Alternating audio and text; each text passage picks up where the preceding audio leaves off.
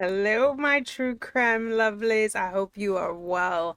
I hope you are as lovely in life as you are in my mind. Me, I am hanging in there, getting better every day. So thank you for everybody who's reached out and asked how I'm doing. I'm getting a little bit better every day. I appreciate you. It's Donna Eve. You probably will see this after Donna Eve, given that it's after 11 when I'm recording this, but I'm recording it on Donna Eve. And a lot of us are giddy. We're celebrating Donna Eve because her time it has come, long overdue. Justice delayed is not denied. But I was listening to some of the recordings of Donna and Charlie. I don't know if you've heard any of them. I would recommend, if you haven't, going to Pretty Lies and Alibis, Jeannie McKelvey's channel. I think hers have the best sound. But this is post-conviction Donna and Charlie. And I remember Charlie talking about the photos of Dan, right? His autopsy photos and how they kept showing them. And I remembered it for two reasons. One, we couldn't see them for good reason, right?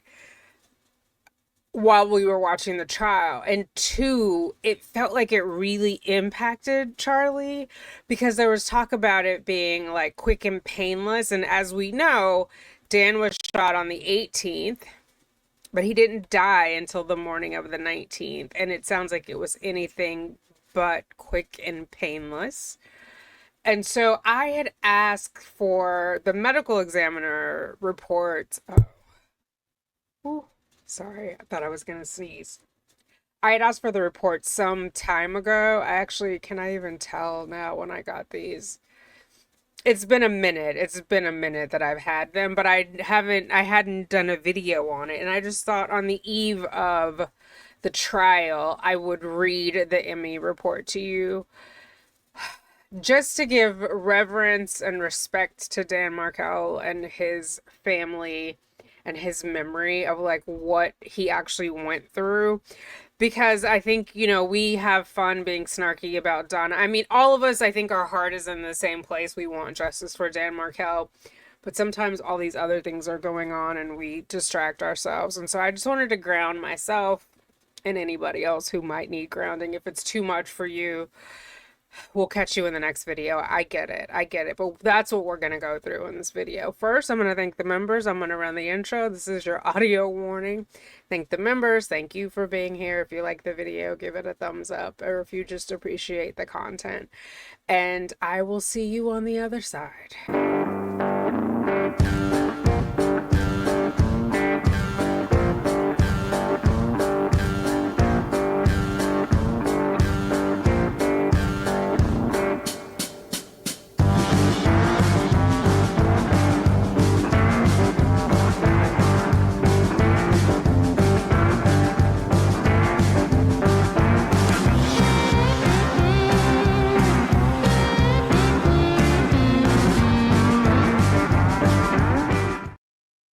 All right, here we go. I do want to say I send out my condolences to Ruth and Phil Markel for having to bury their son. I don't think any parent should have to do that. My mother has buried one of her children and it broke my heart for her. My brother was murdered in 2001, December of 2001. And I saw what it did to her. I don't think she'll ever be the same. It's unnatural to have to bury your children. And so I do pray for justice for all of them. He didn't deserve it. It was senseless and there were hideous people behind it. I'll leave it there. Okay. So here we have District 2. Deceased Markel Daniel, State Attorney Willie Meggs, County Death Occurred Leon Investigating Agency Tallahassee Police Department, in attendance investigator Scott Cherry, and I'm not sure, forensic something William Cornegay. Race white, male is the gender, age 41, date of death July 19th, 2014. Date and time of autopsy, July 19th, 2014 at 11:55 hours, so in the morning. Pathologist Anthony J. Clark, MD. Pathologic diagnoses. 1. Intermediate range gunshot wound, number 1, of the face, head. The gunshot wound track travels from front to back, slightly left to right, and slightly up. The gunshot wound perforates the legal glabella, perforates and fractures the cribriform plate, perforates the inferior medial right frontal lobe, travels through the medial right cerebral hemisphere, and recovered from the medial right occipital pole is a deformed lead missile. So I'm assuming that is the bullet itself, but it went right. I mean, you don't have a chance when it goes through your frontal lobe. Or a slim chance. The gunshot wound has resulted in extensive fracturing of the central facial and basilar skull bones, or basilar, diffuse subdural and subarachnoid hemorrhage, right greater than left, acute hemorrhage into the cerebral ventricles, and bilateral periorbital ecchymosis and edema. So swelling and bruising in both eyes. He was hemorrhaging, so he was bleeding into his ventricles and hemorrhaging. And there sounds like a lot of bone fracturing of in the face and skull. Indeterminate range gunshot wound number 2 of the left cheek and face.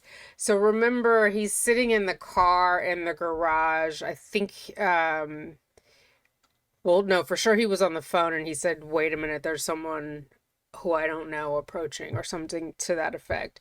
So he would have turned his face this way because he's on the driver's side, which is, this is the left side. So the way, and I don't know how they number 1 versus 2, how they can tell, but yeah, the left cheek face. So maybe as he was turning his head, and we have seen the image of the glasses that were broken. Okay, the gunshot wound track travels from front to back, very slightly down, and very slightly right to left. Large area of pseudo-stippling extends from the nose to the left ear. So from the nose to the left ear and left neck. I'm not sure why it's called pseudo-stippling. So usually stippling is when the firearm is really close and there's like, I guess, gunpowder residue there. So I'm not sure why it's pseudo. It looks like stippling, I'm not sure. Perforates the anterior lateral left cheek, fractures the left zygoma and mandible, markedly contuses left buccal or buccal soft tissues. So we know, like, the ladies in Hollywood, some of them get their buccal fat removed, or buccal fat, I've heard it both ways, removed.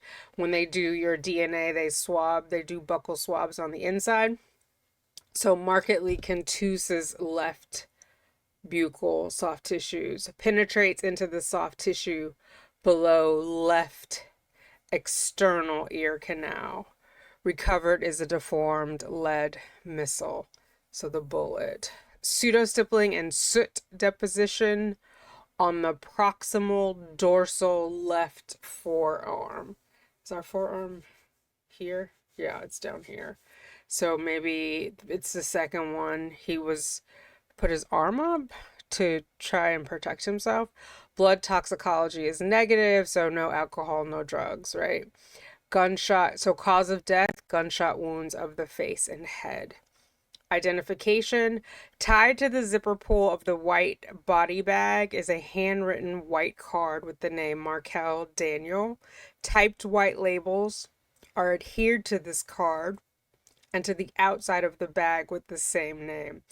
Encircling the left wrist is an identification bracelet with the designation Trauma Quebec.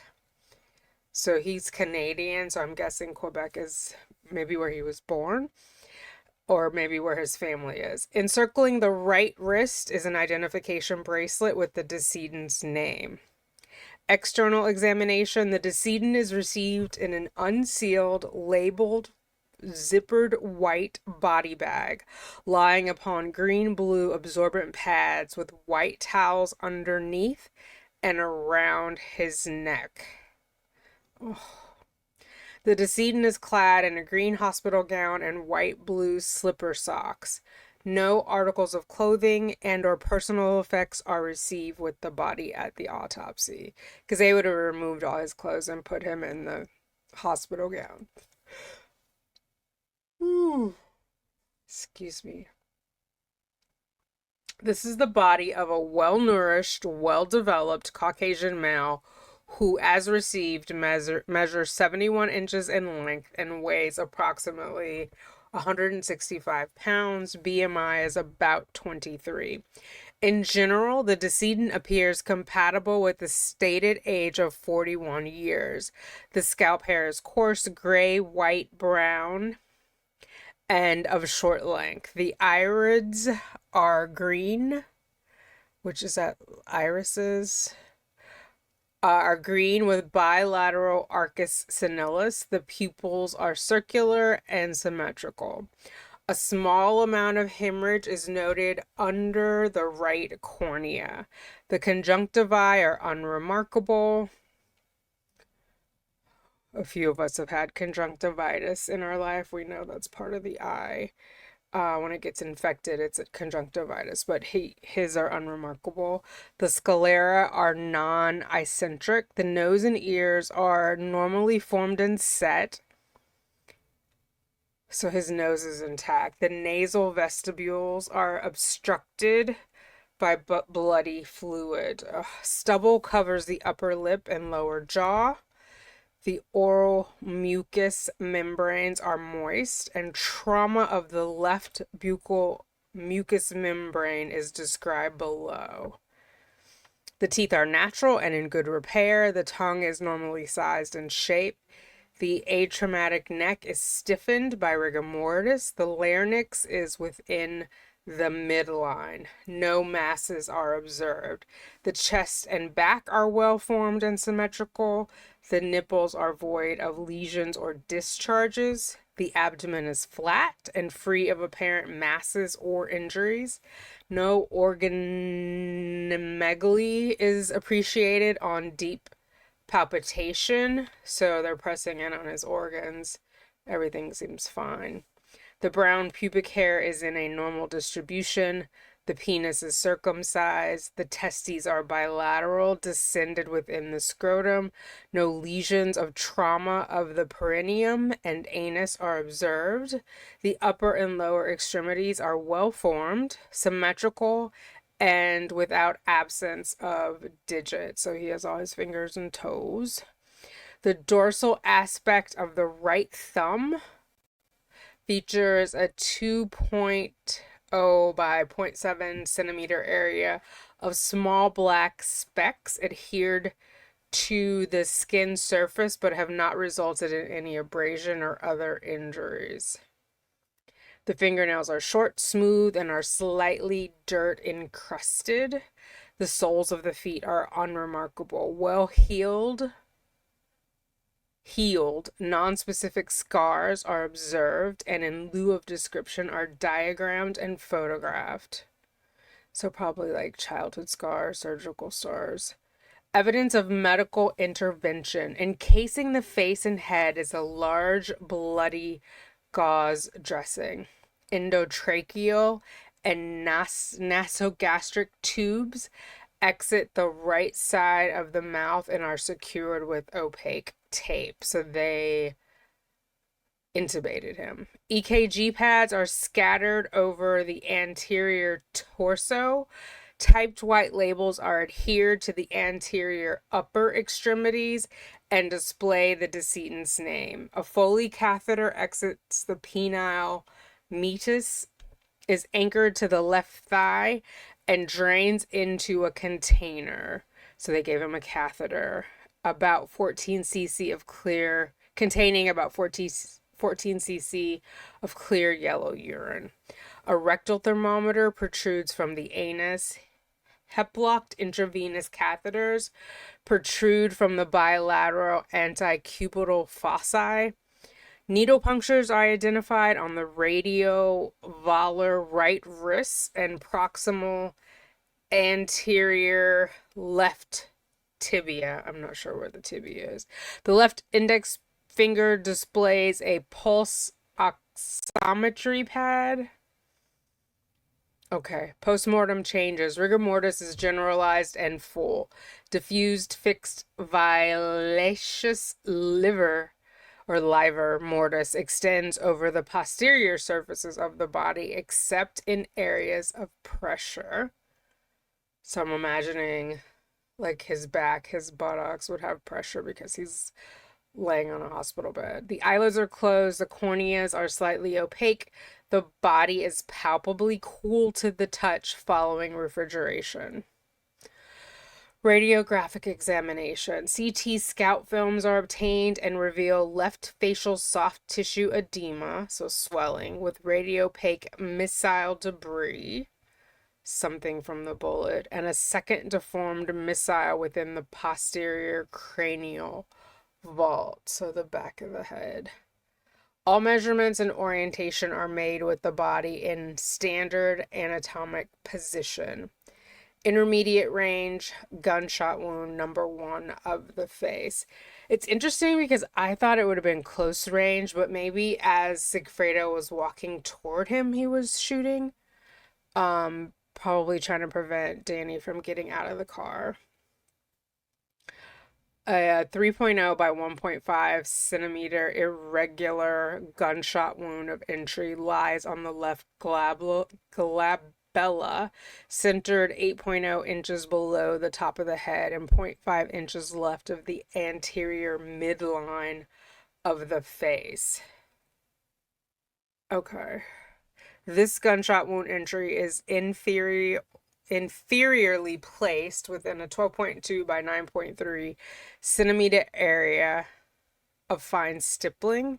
No obvious soot or searing are observed in or around the gunshot wound entry. So I think searing would be if it's up close. Also soot, I think, is if it's up really close, like the point blank range. The gunshot wound track travels from front to back, slightly left to right, and slightly up. The gunshot wound perforates the skin and soft tissues of the left glabella, perforates and extensively fractures the cribriform plate, perforates the inferior medial right frontal lobe, travels along the medial aspect of the right cerebral hemisphere, so it's going up this way, and recovered from the medial right occipital pole is a deformed lead missile. So I'm not sure where the occipital pole is, but it's going somewhere through the eye, right? Because this is your occipital bone. The missile is photographed, or missile, and then released to the Tallahassee Police Department as evidence. The gunshot wound has contributed to a bilateral periorbital ecchymosis and edema, so bruising and swelling, extensive fracturing of the central facial bones, diffuse subdural and subarachnoid hemorrhage over the right cerebral hemisphere and basilar brain, right greater than left, and hemorrhage into the cerebral ventricles. Oh my God. I wonder if they even were able to have an open casket. I'm not sure about Jewish traditions, if they even put them in caskets, or are they all cremated? I'm not sure. But was he recognizable? Do you know? Interdeterminate range gunshot wound number 2 of left cheek face.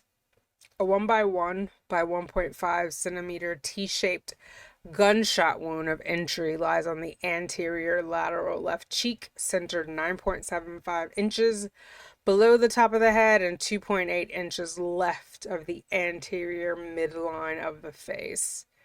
This gunshot wound entry is laterally placed within a 1.7 and 1.1 centimeter upside down dome-shaped abrasion.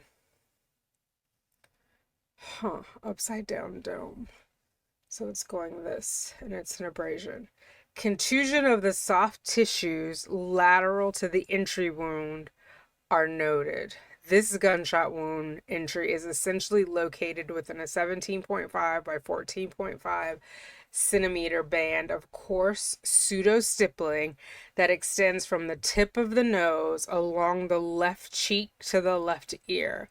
No obvious soot or searing are observed, so both are on the left side. The gunshot wound track travels from front to back, very slightly down and very slightly right to left. The gunshot wound perforates the skin and soft tissues of the anterior lateral left cheek, fractures the left zygoma and mandible, and just inferior to the left external ear canal. In the soft tissues, a deformed lead missile is recovered. See, and this makes me have no sympathy for Donna and her tiny ear canals. Like, you had this man, his whole face disfigured. Like, yeah. The missile is photographed and is released as evidence to the Tallahassee Police Department. The gunshot wound has resulted in massive hemorrhage into the soft tissues of the left face that extends down onto the lateral left neck and contributes to the left periorbital ecchymosis and edema. Just below the angle of the left mandible is a small abrasion. Blue contusion is located on the lateral neck, as well as numerous small pseudo-stippling abrasions. So it sounds like bullet number 1 was the most destructive as far as it relates to whether he would live or die. And then the second one was destructive as far as like appearance and structure, because the second one didn't like pierce through his brain. Gunshot wound injuries of the left forearm. So the proximal dorsal left forearm demonstrates an 8.0 by 7.4 centimeter area of pseudostippling and soot deposition. Pseudostippling has an overall area of 6.8 by 4.5, and the soot deposition measures 6.0 by 3.8 centimeters. The soot deposition has a reverse C shape, so the other way. Okay. So yeah, I think he was putting his left arm up. Blunt force injuries. 12 by 10 centimeter geographic area of purple, green, red contusion is located on the anterior lateral right chest wall, just medial to the anterior axillary line. 13.5 by 6.0 centimeter geographic purple, green, red contusion is located on the anterior left chest wall. So both sides of his chest, the dorsal left ring finger at the first interphalangeal. Oh my God, that reminds me of Phoebe from Friends. Phalange joint demonstrates a 0.4.1 centimeter fresh scratch abrasion. So ring finger first joint. So there's a scratch here. I'm sure it happens so fast for Dan.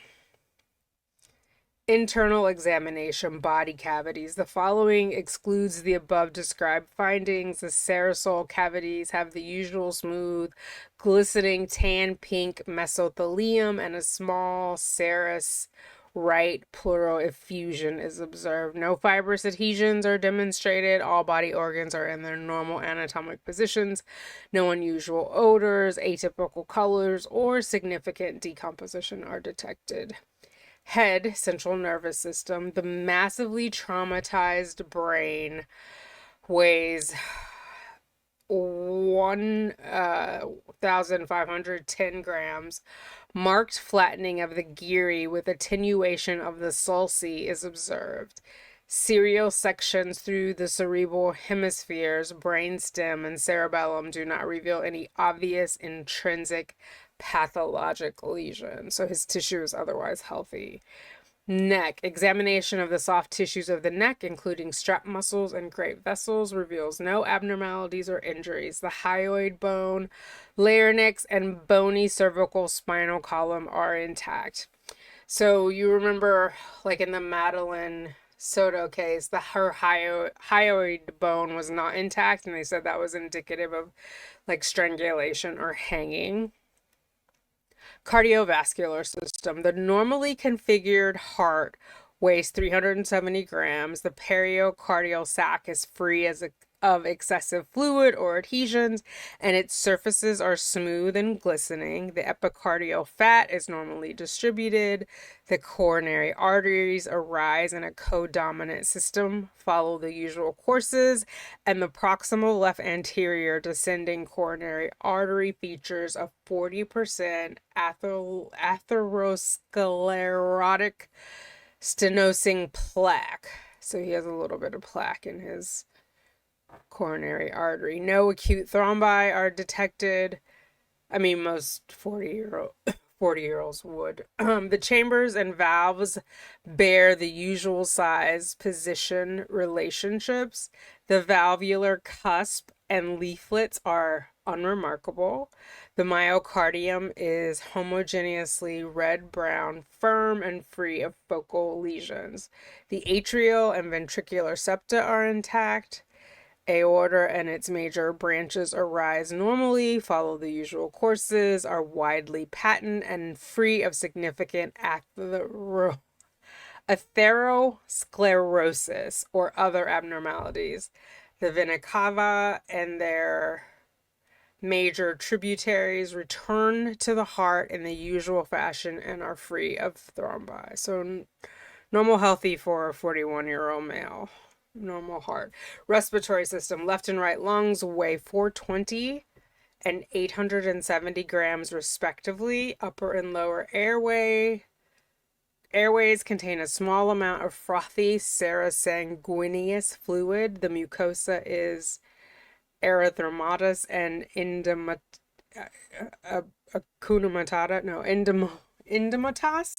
The visceral pleural surfaces are smooth and glistening. Pulmonary parachymia of the upper right lobe and left lung are well aerated, pink, and exude only very slight serosanguineous fluid. The lower lobe of the right lung is red-purple and exudes copious amounts of serosanguineous fluid. No focal lesions. So the lower left lobe has this fluid. I wonder why maybe that's the one that has, yeah, because it says right lung has 870 grams. So it's filled with fluid. The pulmonary arteries are open in situ, are normally developed and patent, and are free of premortem thromboemboli.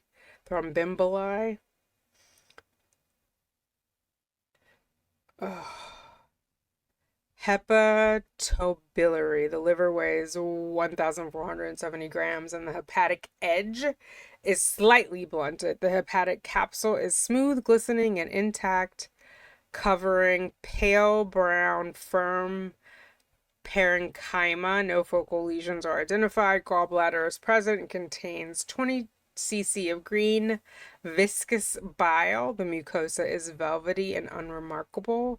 The extrahepatic biliary tree is widely patent without evidence of calculi. Alimentary tract. Tongue is bisected and free of lesions and trauma. Esophagus is lined by gray, white, smooth mucosa. Stomach is arranged in the usual rugal folds, and the lumen contains 75 cc of green-brown, thick, bloody fluid. Small and large intestines are unremarkable on inspection and palpation. The appendix is present. Pancreas has its normal tan, lobulated appearance, and the ducts are clear. genitourinary tract. Left and right kidneys weigh 150 and 140 respectively. Renal capsules are smooth, thin, semi-transparent, and stripped with ease from the underlying pale brown, firm cortical surfaces. The corticals are of normal width and are sharply delineated from the medullary pyramids. The calces, pelves, and ureters are not dilated or distorted, the things that are connected to the kidneys. The urinary bladder contains no urine. The mucosa, remember he had the catheter. The mucosa is gray brown and unremarkable. The prostate is normal. The testes are bisected, string normally, and are free of lesions or trauma. They didn't mention the adrenal glands. Okay, reticulum, I don't know. The spleen weighs 180 grams and has a smooth, intact capsule covering red-purple, moderately firm parenchyma. The lymphoid follicles are easily distinguished. Pituitary, so endocrine system, pituitary, thyroid, and adrenal glands, here we go, are of normal shape, size, color, and consistency. Musculoskeletal system, where not injured, the bony skeleton is well formed, symmetrical, and without deformities. The musculature is well developed. The diaphragm is intact and in proper position. Other procedures: common iliac venous blood, urine, and bile are submitted for comprehensive drug screening and volatile analysis. Autopsy report. Documentary and identification photos are obtained. A blood-stained FTA card is collected and retained. Multiple tissue cassettes are submitted for histology. Postmortem radiographs performed by Tallahassee Memorial Healthcare are retained. So what they took at the hospital. The following are released to or collected by the Tallahassee Police Department as evidence: one set of finger and palm prints, a purple top tube of blood, swab from the left forearm gunshot wound injury, and the 2 deformed lead missiles collected from the face head. Microscopic descriptions: adrenal gland, no histopathologic abnormalities, brain, diffuse, moderate rarefaction, focal parenchymal disruption with acute hemorrhage, no infectious or neoplastic processes. Heart, prominent perivascular and mature fat infiltration and mild fibrosis, no acute or chronic inflammatory cell infiltrates. Kidneys, no histopathologic abnormalities. Liver, patchy, mild macrovesicular steatosis, no neoplastic or infectious processes, so healthy. Lungs, focal atelectasis, no histopathologic abnormalities. Same for pancreas. Spleen, no histopathologic abnormalities. Thyroid, chronic inflammatory cell infiltrates. No neoplastic processes. Okay. And then let's make this a little bit smaller. So this goes to specimens, collected blood, CIVB, urine, and bile.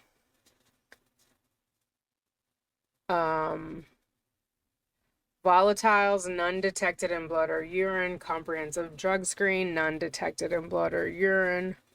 Result certification: Bruce A. Goldberger, Director of Toxicology and Professor. Body diagram. Brace yourselves, guys. So both eyes, there's swelling and bruising, which is what we read. I can't make out the writing. Gunshot wound number 1 entry, so not quite right between the eyes. And then gunshot wound number 2, this is on the left cheek. So he probably shot him in rapid succession. And maybe Dan got his arm up while that was happening, or when he saw the drum. So then you have the pseudo stippling is here on the face. Front punctate something, so this is on the neck. And we also have, we know there's something on the ear. Maybe this is the exit wound. Daniel E. Markel. Oh, E. Does anyone know what his middle name is? Okay, front body diagram, back body diagram. So everything looks normal. So that is his medical examiner report. And of course, the jury will see actual photographs. So, yeah, it was not quick, not painless. And hopefully he was in like a medically induced coma and was not aware of all of that, but it's still just cruel and unnecessary, all because he wanted to be with his sons. You know, it's very, very selfish of all of the Adelsons. And also of Katie and Sigfredo and Louise. Yeah, just sad all around. Anyway, hopefully that grounds us all going into the trial and just, you know, fighting for justice for Dan and his sons, the Markel boys, and his parents and his sister Shelley. God bless Georgia Kappelman and Sarah Dugan tomorrow. May they be guided as they pick the jury and as they go through the trial. Let me know your thoughts. I'll talk to you in the comments. Toodles.